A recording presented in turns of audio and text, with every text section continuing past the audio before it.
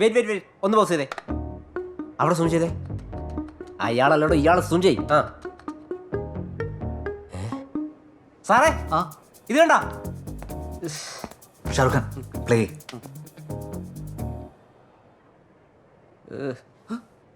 സാറേ സാറിന്റെ കണ്ണിന്റെ അകത്ത് പന്ത് തട്ടി കൊടുത്തിട്ട് സാർ കണ്ടില്ലല്ലോ സാറേ. ഞാൻ മാത്രമല്ലല്ലോ, നിങ്ങൾ എല്ലാവരും അവിടെ ഉണ്ടായിരുന്നില്ലേ? സാറല്ലേ പറഞ്ഞ ബ്ലാക്ക് ടീഷർട്ടും കറുത്ത ചുറ്റിട്ടോണ്ട് ഇറങ്ങുന്നത്. എന്നിട്ട് എവിടെ?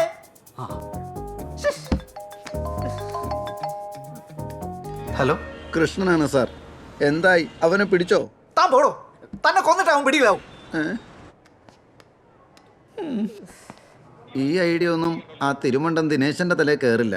അതുകൊണ്ടാണ് ഞാൻ സാറിനോട് വരാൻ പറഞ്ഞത്.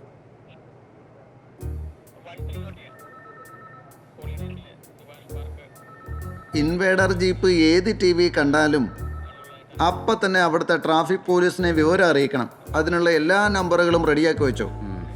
അതിനൊക്കെ ഇവിടെ വേറെ സംവിധാനങ്ങളുണ്ട്, പഴയ കാലമൊന്നും അല്ല.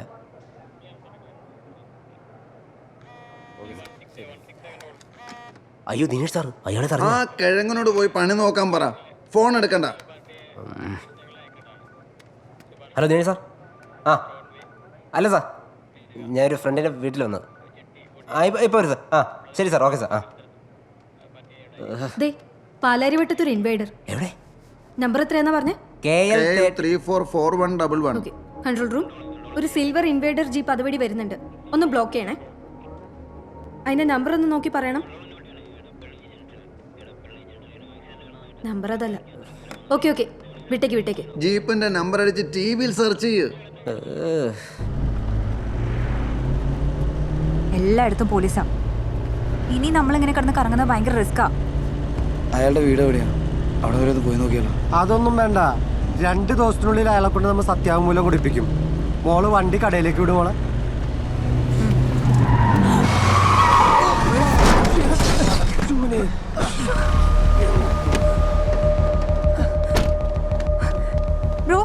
ബ്രോ കുഴപ്പമൊന്നുമില്ലല്ലോ? വണ്ടി ഇടിച്ച് വീഴ്ത്തിട്ട് ബ്രോയോ? ഒരു ബൈക്കും ഇൻവേർട്ടർ ജീപ്പുമാണ്. കാഷ്വാലിറ്റി ഇല്ല, ട്രാഫിക് അല്പം ജാം ആയിട്ടുണ്ട്. ഓവർ. ഇൻവേഡർ ജീപ്പ്, അയാളെ വിളിക്ക്. കൺട്രോൾ റൂം, ഇപ്പൊ റിപ്പോർട്ട് ചെയ്ത ജീപ്പിന്റെ നമ്പർ ഒന്ന് പറയൂ. Madam KL 344111. ഓവർ. അതിനകത്ത് എത്ര പേരുണ്ട്? ജീപ്പിൽ 2 പേരേ ഉള്ളൂ, പ്രായമായിട്ടുള്ള ഒരാളും ഒരു പെൺകുട്ടിയും. ആ ജീപ്പ് അവിടെ ഹോൾഡ് ചെയ്യണം. പോലീസ് വന്നിട്ട് പോവാന്ന് പറഞ്ഞാൽ മതി അവരോട്. ഗാന്ധിനഗർ സ്റ്റേഷനിൽ ഒരു SI ഇപ്പൊ അവിടെ വരും. Okay madam. റീന, എടോ കൃഷ്ണൻ പറഞ്ഞ ജീപ്പ് ലൊക്കേറ്റ് ചെയ്തിട്ടുണ്ട് പാലാരിവട്ടത്ത്. താൻ എത്രയും പെട്ടെന്ന് അവിടെ എത്തണം. പിന്നെ സാർ ഇതറിയണ്ട. ഓക്കെ കൃഷ്ണ പോ. ഇഷാന, ആ ജീപ്പ് ലൊക്കേഷൻ മാറി ആ സ്പോട്ടിൽ തന്നെ അറിയിക്കണം. Okay okay sir. ചേട്ടാ, ഇത് അവൻ വന്ന ജീപ്പ് തന്നെ ആണല്ലോ അല്ലേ? ദിനേഷ് സാറ് പറ്റിയതുപോലെ ആവില്ലല്ലോ എനിക്ക്. ഇല്ല സാർ, വേഗം ഇറങ്ങാൻ നോക്ക്. ഓക്കെ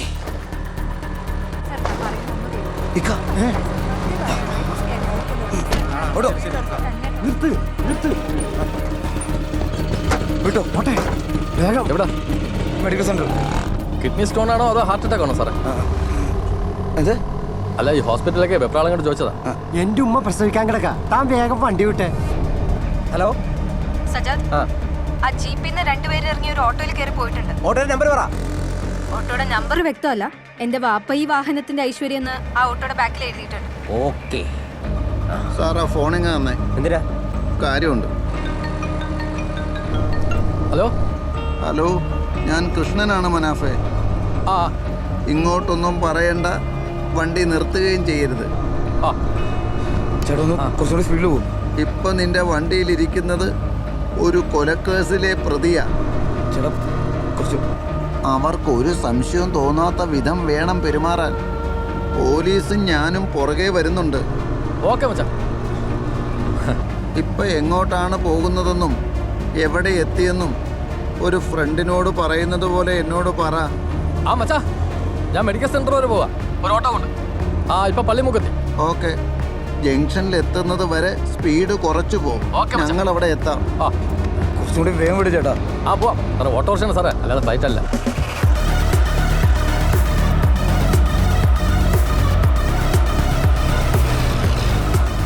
ദേ, ആ വണ്ടിയാണ്. ഏത്? അതാണോ? ആ ഓട്ടോ. ആ ആ മച്ചാ പറ.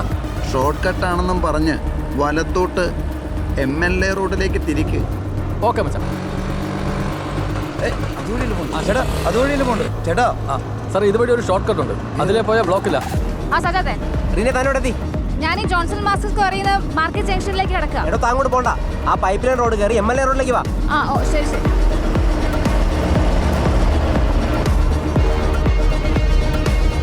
ഇത് ശരിക്കും ചുറ്റലല്ലേ ചേട്ടാ? ഇവിടെ ബ്ലോക്കില്ല സാറേ, ഈ വഴി പോവാം. താൻ ഇങ്ങോട്ടേക്ക് പോണേ.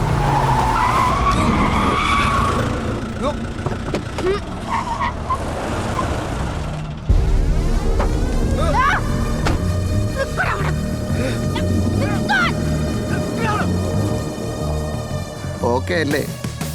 Double okay.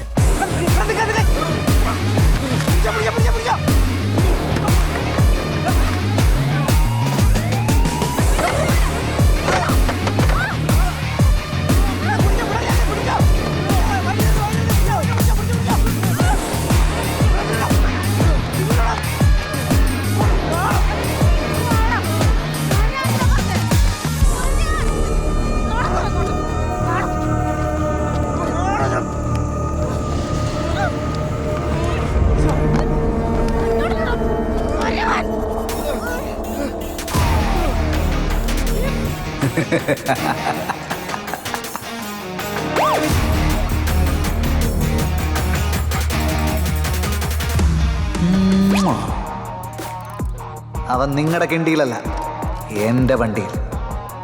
നിങ്ങൾ എൻ്റെ പുറകെ വന്നാൽ മതി, എന്നും എപ്പോഴും.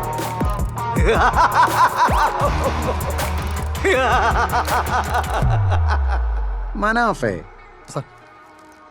നമുക്കോരോ പോപ്പിൻസ് കഴിച്ചാലോ? Yes your honour, let me conclude my points please.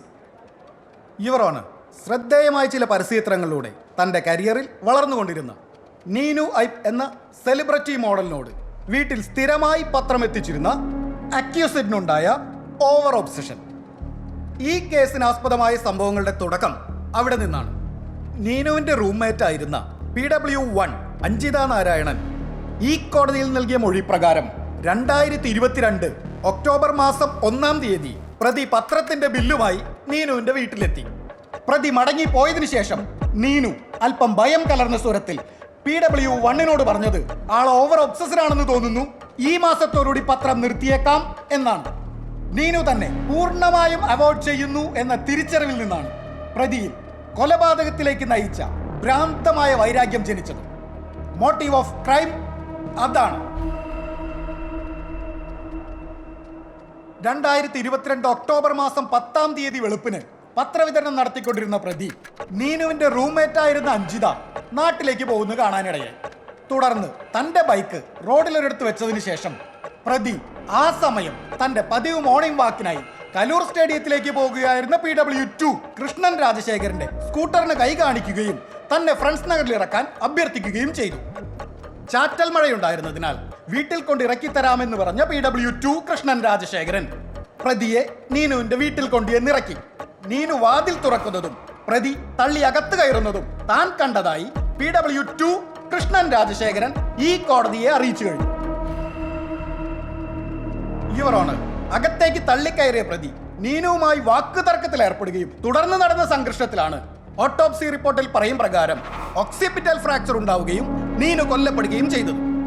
I request your lordship to punish the accused at its maximum under 302 IPC and 447 of IPC.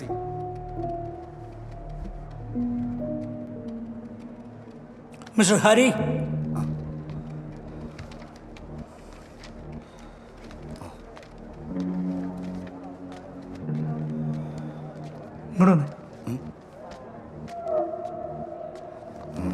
ഒന്നുകൂടി ഒന്ന് ആലോചിച്ച്, നല്ല വക്കീലിനെ തരാം, ഫീസിൻ്റെ കാര്യം ബോധറിയണ്ട. അതുകൊണ്ടല്ല സാറേ, ആരെയും വിശ്വസിക്കാൻ പറ്റാത്തൊരവസ്ഥയില്ല ഞാൻ. എന്നെ സാറായിട്ട് എനിക്ക് പ്രശ്നമൊന്നുമില്ലല്ലോ. സാറേ, ഈ പോലീസ് ഉണ്ടാക്കിയ 2 സാക്ഷികൾ പറഞ്ഞ നുണയാണെന്ന് തെളിയിച്ചു കഴിഞ്ഞാൽ എന്നെ പുറത്തു വിടും. സംശയം എന്താ? ഉറപ്പാണോ? അത്ര എളുപ്പമല്ല. എനിക്ക് പറ്റും സാറേ. ഉറപ്പാ?